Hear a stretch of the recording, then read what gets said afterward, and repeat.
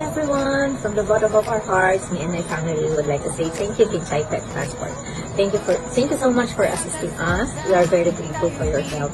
From the Philippines to NAIA International Airport to LAX po, they assisted us first sa aming first baby, a domesticated cat po. Her name is Luna. And now, they assisted us po dito sa aming two cute little babies, my Cookie and my Vanilla. Nandito na po sila ngayon sa San Diego, California. So, everyone, I highly recommend Kinchay Pet Transport, local and international. All the fees are very affordable po and very reasonable po. They are very nice po when it comes to answering all my queries. They are always available every time po na may question po ako sa mga permits, special sa Ma'am Tina. Thank you po for your patience with me.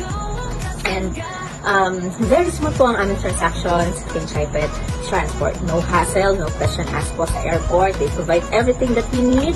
Very professional din po sila when it comes to their services. So, looking forward po again sa aming next project. Hopefully, by the end of this year po, na naiwan po namin yung two babies sa Philippines. Nadala na rin po namin dito, may Nisha and Latte.